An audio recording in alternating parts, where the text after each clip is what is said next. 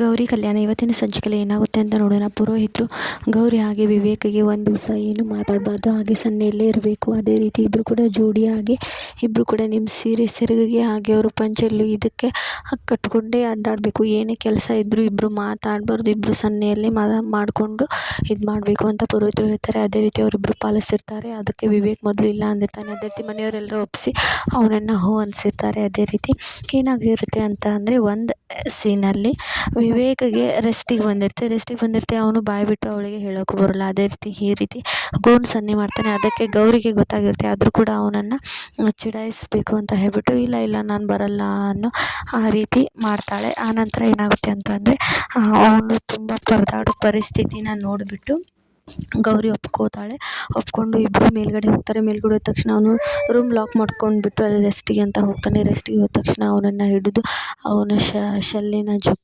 ಅವನನ್ನು ಹಿಡಿದು ಜಗ್ಗೋದು ಆ ರೀತಿ ಮಾಡ್ತಿರ್ತಾಳೆ. ಆಗ ವಿವೇಕ್ಗೆ ತುಂಬಾ ತೊಂದರೆ ಆಗುತ್ತೆ. ಆನಂತರ ಏನಾಗುತ್ತೆ ಅಂತಂದರೆ, ಈ ಕಡೆ ಗೌರಿ ತನ್ನ ರೂಮಿಗೆ ಕರ್ಕೊಂಡೋಗ್ಬಿಟ್ಟು ರೂಮ್ ಕ್ಲೀನ್ ಮಾಡ್ತಿರ್ತಾಳೆ. ರೂಮ್ ಕ್ಲೀನ್ ಮಾಡೋ ಸಂದರ್ಭದಲ್ಲಿ ಅಲ್ಲಿರೋ ಬಟ್ಟೆನ ಜಾಡಿಸ್ತಾಳೆ. ಇದರಿಂದ ಧೂಳು ವಿವೇಕ್ಗೆ ಹೋಗ್ತಿರುತ್ತೆ. ಇವ್ರದ್ದು ತುಂಟಾಟ ನೋಡಲಿಕ್ಕೆ ಸಾಕಾಗ್ತಿರಲ್ಲ. ಹಾಗೆ ಇವತ್ತಿನ ಎಪಿಸೋಡ್ ಅಂತೂ ತುಂಬಾ ಕ್ಯೂಟ್ ಆ್ಯಂಡ್ ಇಂಟ್ರೆಸ್ಟಿಂಗ್ ಇದೆ. ಪೂರ್ತಿ ಎಪಿಸೋಡ್ ಅಪ್ಲೋಡ್ ಮಾಡಿದ್ದೀನಿ, ಚೆಕ್ ಮಾಡಿ. Stay tune. ಬಾಯ್.